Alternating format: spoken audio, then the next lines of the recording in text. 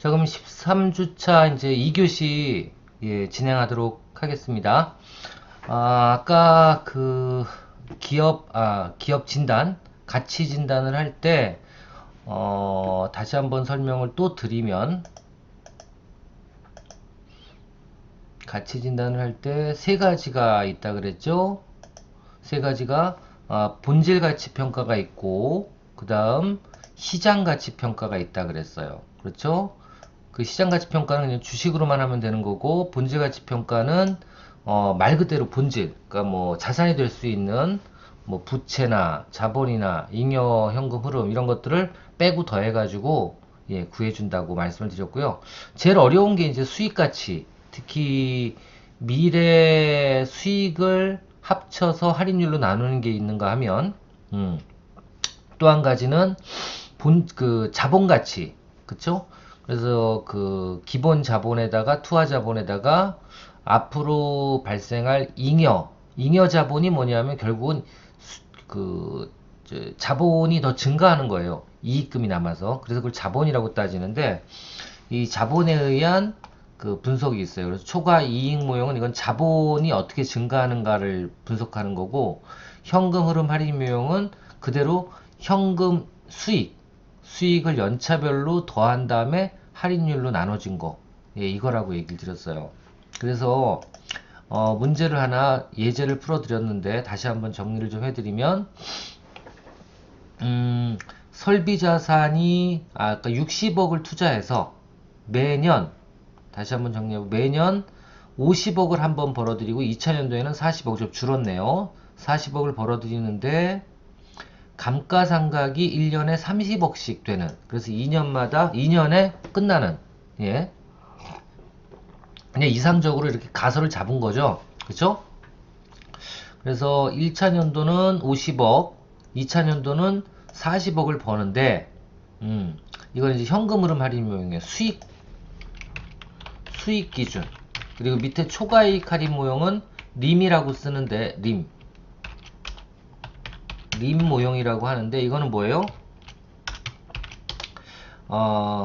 기초 자본, 투하 자본에 뭘요? 진짜 단기 순이익이 아니, 이거 순이익이라고 여기다 적어야겠네. 이렇게 되고, 현금 흐름 모형은 수익 기준이긴 한데, 이게 무슨 수익이에요? 그렇죠. 단기 순이익이죠. 순이익 기준. 이렇게 해서 진행을 한다. 이렇게 보시면 돼요. 아시겠죠? 이건 진짜 100% 순이익을 보는 거고. 자, 그래서 이걸 어떻게 구했느냐? 위에 거 같은 경우에는 그 현금으로 할인 모형은 어떻게 한다 그랬어요? 1 플러스 자본 비용. 그 다음에 2차년도는 1 플러스 자본 비용의 제곱.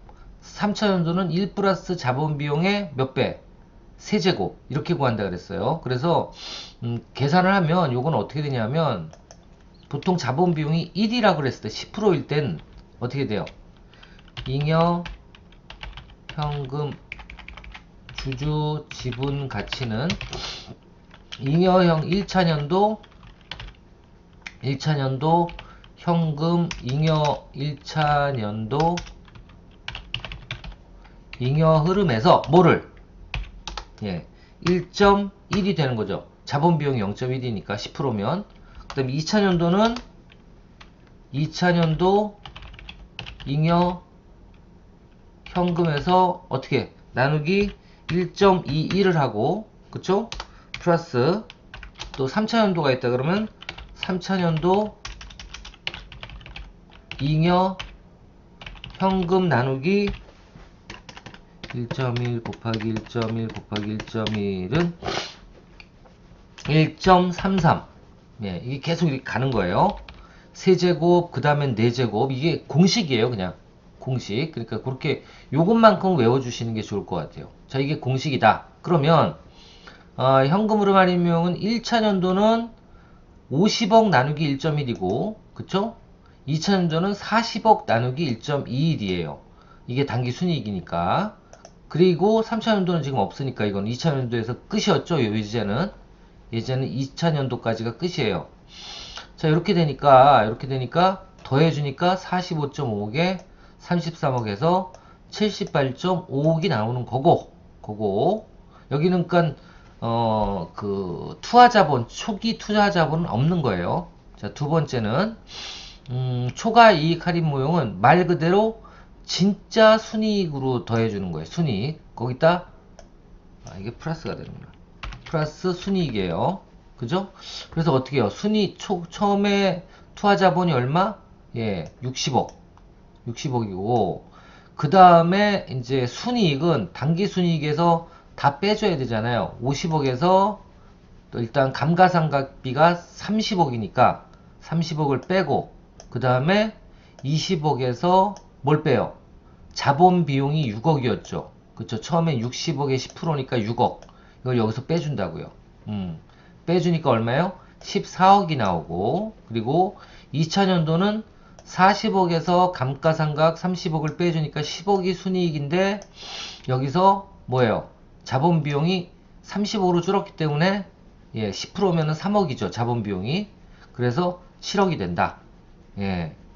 그래서 요거를 14억 나누기 1.1, 7억 나누기 1.21. 이건 똑같아요. 예, 똑같습니다. 현금으로 할인 모형은 그 밑에 이 초과이익 할인 모형은 기초 자본에서 똑같이 1차년도 초과이익에서 뭐예요? 1 플러스 자본 비용. 2차년도 초과이익에서 1 플러스 자본 비용의 제곱. 3차년도는 세제곱 이렇게 나간다고요. 그래서 1.1 밑이 1.1, 1.21 여기 1.21이에요. 1.1 곱하기 2배. 예. 그래서 요거는 5.85이 나와서 똑같이 초과이익 할인 모형이라도 78.5. 그 다음 현금 흐름 할인 모형이라도 78.5억이 똑같이 나온다. 예. 요것만 알아두시면 될 것 같아요. 어렵죠, 요거는. 하여튼 요거는 기업을 하시는 분들은 이런 게 있구나. 그 초과이익 할인 모형은 뭐예요? 기초자본에서 초과이익 나누기 1.1 할인율에 대해 적정 할인율에 대해서 나눠주는 거구나. 그리고 나눠준 거를 연차별로 다 더한 합. 다 더한 합이 바로 뭐다? 기업 가치다. 라고 알아두시면 되고, 또 하나는 현금으로 할인 모형은 그 투하자본은 빼고 일단 1차년도에서는 1.1을 나누고 2차년도에서는 1.21을 나누고 3차년도는 1.33을 나누고 10%일 경우에 이런 식으로 나눠서 뭐를 주주지분의 가치를 이거의 합이 가치가 된다. 그 뜻이에요. 제일 어려운 부분이에요. 자, 그 다음에 이제 상대가치 평가 방법 했습니다. 상대가치 평가 방법은 그 어디에요? 주식에서 많이 쓴다 그랬죠? 그 주식에서 많이 쓰는데 평가 대상 기업과 먼저 유사한 재무적 특성을 지닌 기업을 선정을 하고, 그 다음에 평가 대상 기업의 주당 순이익 그리고 주당 순 자산 가치 등을 먼저 추정을 하는 거예요. 이거는 재무제표 가지고 추정할 수 있죠. 우리 재무 분석에서 배웠잖아요. 그래서 EPS라든가 BPS를 추정을 하고, 그 다음에 유사기업은 뭐를 따져봐야 되냐면 주가 수익 비율, 이거를 퍼라 그래요. 퍼. 예, 퍼. 그래서 알아두십시오. 그냥 주가 수익 비율 퍼. 이 퍼가 되게 중요한 그 기준이에요. 아시겠죠? 이게 뭐냐면 주가 수익 비율은 퍼는 이 PER이라는 거는 퍼는 주가 수익 비율이에요. 그래서 높으면 높을수록 좋은 거예요. 한 주당 수익을 내는 가치예요.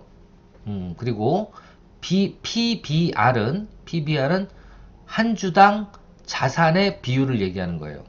예, 자산의 비율. 그래서 이게 높으면 높을수록 좋겠죠. 예. 그러니까 예를 들면 주가 수익 비율이 2다 그러면 5,000원인데 2배 정도의 수익을 내는 거예요. 그죠? 예, 자산도 마찬가지고. 그래서 이게 높으면 높을수록 좋다라는 겁니다. 그래서 PER 모형인데 보통은 PER이 뭐 10%, 20% 이래요. 그러니까 예를 들면 주식이 5,000원이면 예, 보통 배당이 수익이잖아요. 배당이 1년에 10%가 나온다. 그 소리거든요. 높은 거죠. 그래서 이 PER을 되게 중요하게 생각해요. 투자하는 사람 입장에선. 자, PER 모형을 가지고 어떻게 그럼 기업 가치를 따지느냐? 일단 첫 번째 추정 EPS 이건 구할 수 있죠? 주당 순이익이 나올 거예요. 재무제표 가지고 거기에 뭐를 유사기업의 PER, 유사기업의 펄을 곱해주고 그리고 평가기업의 주식 발행 총수를 또 곱해주면 되는 거예요. 그러니까 예를 들면 아주 쉽게 예를 들면 추정 EPS가 뭐예요? 주당 순이익이죠. 그럼 예를 들면 한 주당 순이익이 1,000원이다. 예를 드는 거예요. 곱하기 유사기업의 PER이 0.2다. 20%다. 예. 0.2다. 예. 20%다. 그리고 곱하기 발행주식 총수가 10만 개를 발행했다. 그럼 어떻게 되는 거예요? 그러면 기업의 주가 수익 비율을 따진 기업 가치는 얼마예요? 1,000원 곱하기 0.2 곱하기 10만 어떻게 돼요? 한 2천만 원의 가치가 있는 거예요. 저 정도면. 아시겠죠? 예. 이런 식으로 구하는 거예요. 또 PBR도 마찬가지입니다. PBR은 추정 BPS. 그러니까 이건 주당 순자산 가치죠. 이 주당 순자산 가치에서 뭐를 유사급의 기업의 PBR 한마디로 이게 또 0.2다. 20%다. 그러면 이걸 곱하고 거기에 평가 기업의 주식 발행 총수를 곱해서 뭐를 구한다? 예, 상대 가치를 구한다. 그러니까 상대 가치가 뭐예요? 이 유사기업의 PBR 또는 유사기업의 PER 펄을 얘기하는 거죠. 그러니까 이거는 주식 관련돼서는 하여튼 유사기업의 PER과 PBR을 구해서 그걸 비교 대상으로 해서 측정을 한다. 예, 그렇게 보시면 될 것 같아요. 자, 각종 법과 규정에 따른 기업가치 평가 방법에 대해서 좀 설명을 드리겠습니다. 일단 상장기업 같은 경우에 상속증여세를 어떻게 해요? 예, 그렇죠. 평가기준일 전후로 해서 2개월간의 평균 주식가격을 기준으로 합니다. 자, 비상장기업은 평가기준일 전후 6개월 이내에 객관적인 개인 간의 주식거래 가격이 있다. 만약에 그 회사가 이게 비상장거래라 그러죠. 거래가 있다 그러면 그거를 기준으로 하는 게 가장 좋고요. 예, 가장 좋고 이것도 마찬가지겠죠. 만약에 이런 거래 기준이 없었다. 그럼 어떻게 해야 돼요? 예, 없었다 그러면 경쟁업체의 주식거래 가격으로 비교해서 결정을 한다. 그렇게 보시면 됩니다.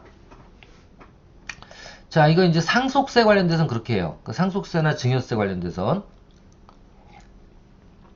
상속이나 증여를 하려면 그 기업의 가치를 알아야지 세금을 때릴 거 아니에요. 그죠? 그러니까 상속 증여세는 뭐 기준이다? 주식가격 기준이다. 그렇게 보시면 되고요. 자, 자본시장법에서는 어떻게 되느냐?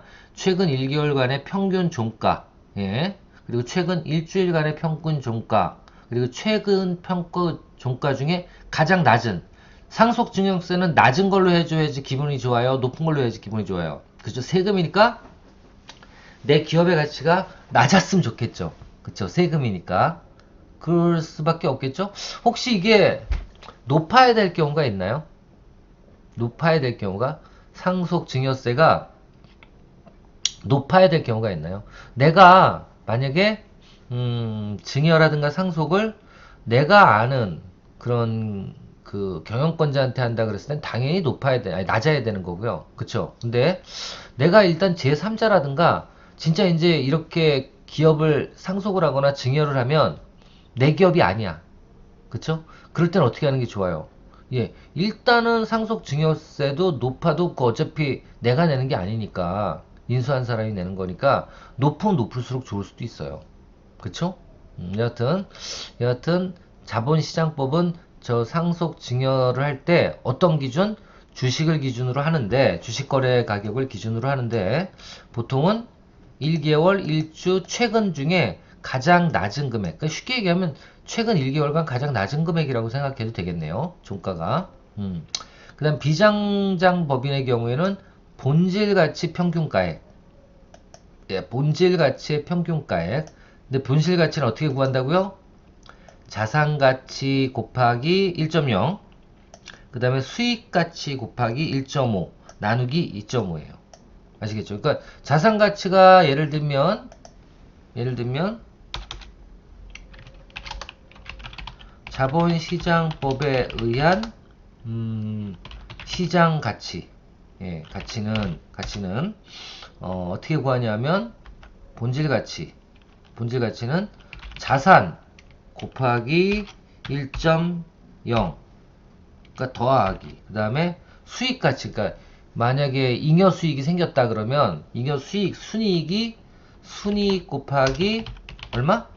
1.5라 그랬어요. 그러니까 자산보다 뭘 더 쳐? 예, 순이익을 더 쳐주는데 이거를 뭐 아까 우리가 원래 기업가치 분석을 할 때는 몇 년의 합을 가지고 구했잖아요. 이거는 그냥 몇 년이 아니라 순이익이 나오면 순이익 곱하기 1.5. 아시겠죠? 연순이익이 나오면. 그리고 나누기 얼마? 나누기 2.5를 한다. 그래서 예를 들면 어떤 예를 들면 자산이 1억이에요. 어떤 그 자영업자가. 그리고 순이익을 1년에 5천만 원을 냈어요. 예. 이러면 이 건물을 업체를 넘긴다. 그럴 때는 이 자본시장법에 의한 시장 가치는 얼마가 되는 거예요? 그렇죠. 1억에 더하기 5천만 원 곱하기 1.5는 얼마예요? 곱하기 1.5는 5천 곱하기 1.5는 7,500이니까 1억 7,500이 되겠네요. 1억 7,500원. 1억 7,500원. 맞죠? 예, 이렇게 되겠네요. 그죠? 자, 이렇게 되면 이거 나누기 얼마라는 소리예요? 이거 나누기 2.5라는 소리예요. 그러면 1억 7,500 나누기 2.5. 죄송합니다. 나누기 1억 7,500 나누기 1, 왜 이러냐, 1억, 맞죠? 1억 7,500 나누기 2.5는, 네, 2.5는 7천만 원이 되네. 그럼 이 기업의 가치는 얼마? 7천만 원. 이렇게 구할 수 있는 거죠. 아시겠죠? 예. 이렇게 된다. 네, 이해되시죠? 자본시장법. 그러니까 이것도 이제 그 체계적으로 알아두셔야죠. 상속증여세법의 기업가치를 구할 때는 일단 상장기업은 그냥 주식으로 딱 하면 끝. 예, 그 주식도 가장 낮은, 한 달 동안에 가장 낮은 금액으로 하면 끝. 이게 자본시장법이에요. 비상장기업은 우선은 뭐예요? 그 비상장 법인이라도 거래가 된 기준이 있으면 그 거래 기준의 가장 낮은 거래, 예, 가격으로 따져본다 라고 되어 있고요. 근데 이런 거래도 없으면 어떻게 해요? 본질가치 평균 가액으로 판단한다. 예, 본질가치 평균 가액으로 판단한다. 그렇게 보시면 돼요. 자, 그럼 본질가치 평균 가액은 뭐냐? 예, 본질가치는 자산가치 플러스 수익가치 곱하기 1.5에서 나누기 2.5를 해준다. 그래서 1억에 원래 5천만 원 정도가 수익이면, 그쵸? 예. 1억에다가 5천만 원 곱하기 1.5를 하니까 1억 7,500이 됐어요. 두 개 합치니까. 나누기 2.5를 하니까 7천만 원이 나오더라고요. 그래서 7천만 원이 뭐다? 예, 바로 본질가치 평균 가액이 된다. 예, 그렇게 보시면 돼요.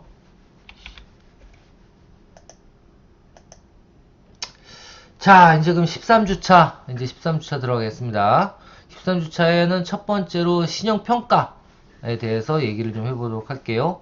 자, 신용평가는 왜 하는 거예요? 예, 신용평가. 신용평가는 어떻게 보면 기업이 하는 게 아니라요.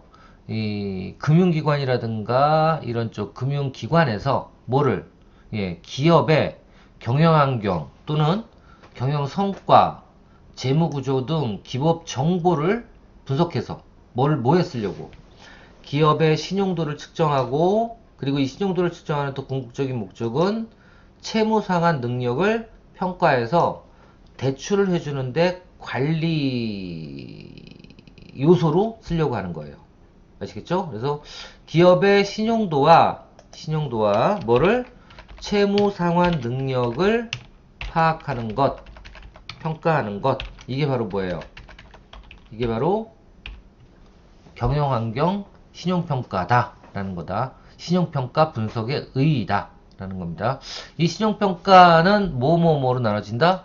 신용분석, 그러니까 이런 자료들을 분석하는, 기업 정보를 분석하는 분석과, 그리고 채권 등급평가, 예, 한마디로 채권이나 대출에 대한 어떤 등급을 얼마로 잡아줄까? 당연히 채권 등급을 높여주면 좋겠죠. 그러니까 신용도가 높여주면.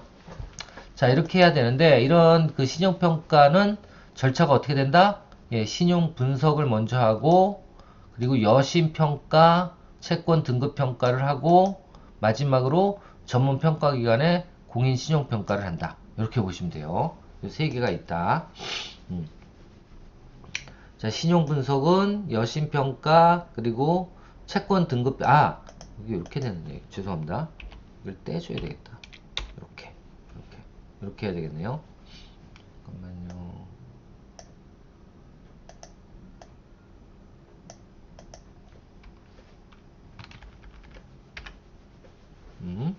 자, 신용 분석은 그러니까 두 가지가 있는데, 신용 평가는 신용 분석을 하는 게 있고 채권 등급 평가를 하는 게 있는데, 신용 분석은 뭐예요? 신용 분석은 그냥 기업이 건건이 뭐를 하는 거예요? 그렇죠.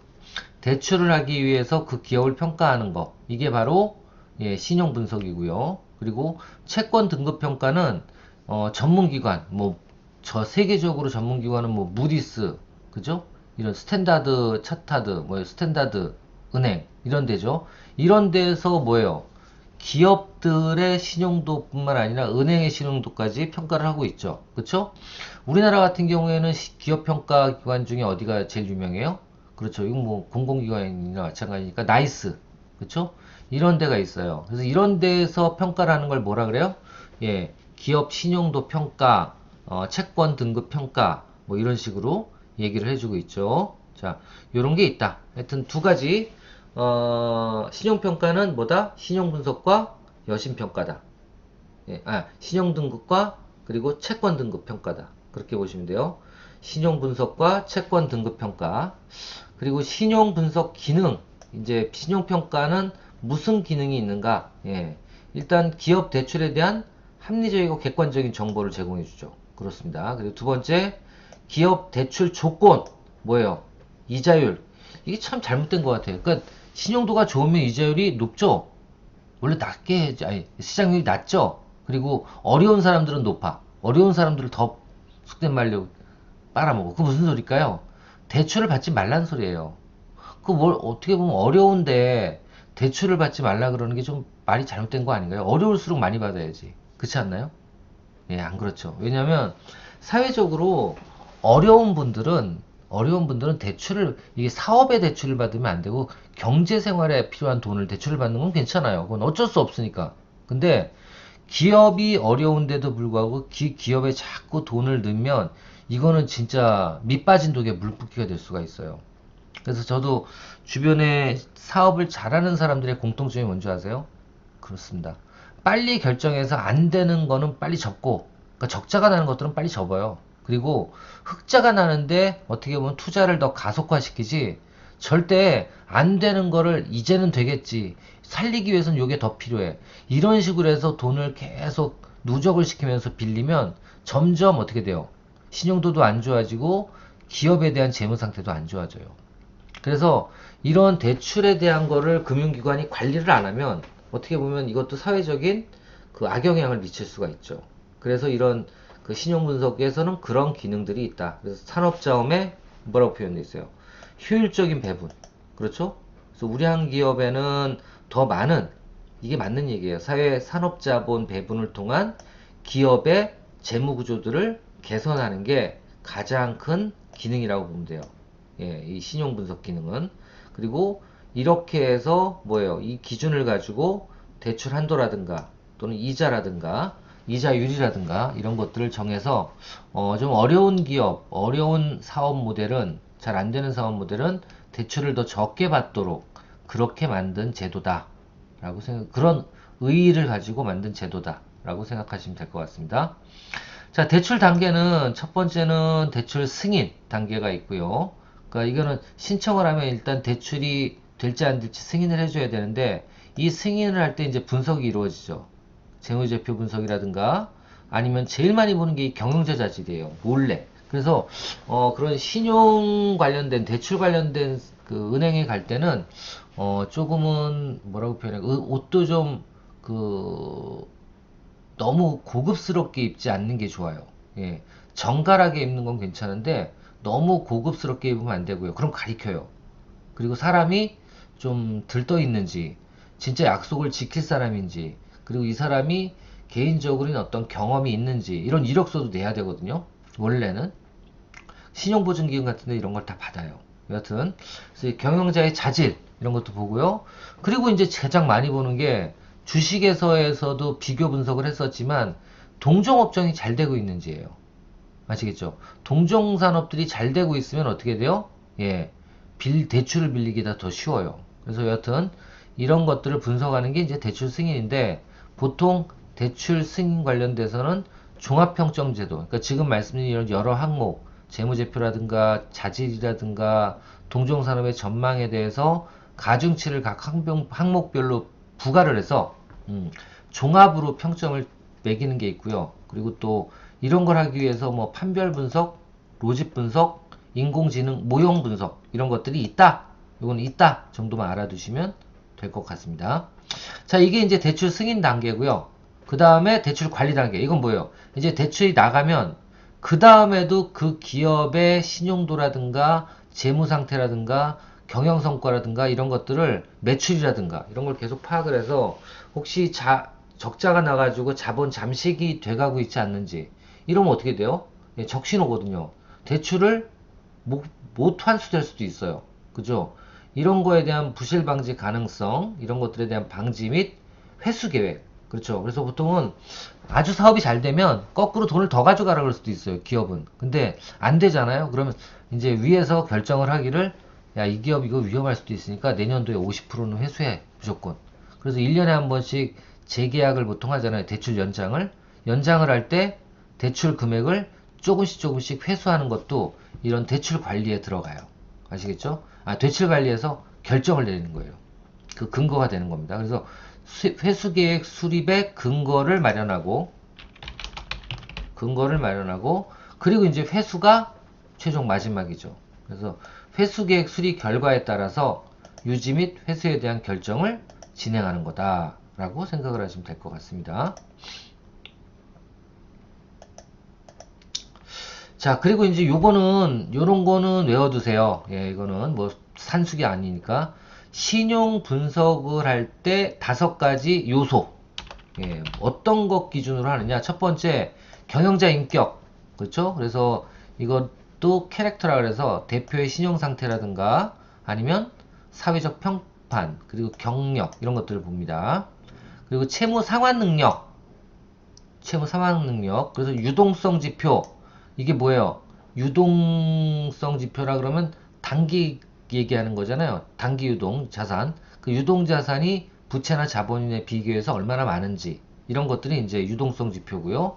현금 흐름 지표. 현금 흐름 지표는 회전율이라든가 이런 거 따져보시면 되겠죠. 그리고 투자 수익성. 그렇죠. 투자 수익성은 어떻게 따져봐요? 주당 얼마 수익이, 이런 걸로 따져볼 수 있겠죠. 그래서 이런 채무 상환 능력은 주로 이런 것들, 재무제표를 주로 보고요. 재무제표에서 이익률 또는 유동성, 현금 자본, 현금 동원 능력, 이런 것들을 주로 보고요. 자본력에서는 자기자본 규모, 예, 대차대조편의 차변, 그죠? 자기자본 규모를 보고요. 담보 능력, 이건 뭐냐면 자산 규모 중에서 소멸성이 아닌, 그러니까 뭐 이런 지적재산권도 포함이 되고, 여하튼 유형재산들, 이런 자산 규모를 가지고, 예, 물적 담보 능력이라고 보통 표현하죠. 이런 담보 능력이 또 얼마나 되는지. 그리고 은행권 같은 경우에는 이 보증보험 증권을 발행을 받으면 이게 담보 능력이 돼요. 왜? 보증회사에서 다 갚아주니까. 그래서 이런 것들이 있고요. 그 다음에 이제 경제 여건. 경제 여건은 금융 긴축 시 취약성. 경제 여건, 외부 환경이 어떻게 바뀌냐에 따라서 대응 능력이 있는지 없는지, 그리고 외부 환경이 이 업종 관련돼서는 앞으로 나아질 건지 아니면 나빠질 건지, 이제 이런 것들을 따져보는 거예요. 그래서 총 5가지 요소를 신용 분석할 때 분석을 대부분 한다 라고 알아두시면 될 것 같습니다. 자, 이번 주는 일단 여기까지, 여기까지 진행하기로 하고요. 나머지 신용 분석 절차라든가 아니면 그 기업 위기, 그런 쪽, 그러니까 재무 위기 쪽에 대한 대응 방법, 이런 거는 다음 주에 좀 마지막으로 우리 다뤄보도록 하겠습니다. 자, 이번 주도 고생 많으셨고요. 이제 벌써 6월 초면, 기말고사입니다. 지금 벌써 이제 13주 차니까 한 주만 더 공부하고 그 다음 주에 이제 기말고사를 보고, 여러분들 방학에 들어가는데요. 여튼 마지막까지 어려운 과목이지만 유종의 미를 거둬주시길 부탁드리겠습니다. 여러분들 고생 많으셨고요. 다음 주에 또 뵙도록 하겠습니다. 감사합니다.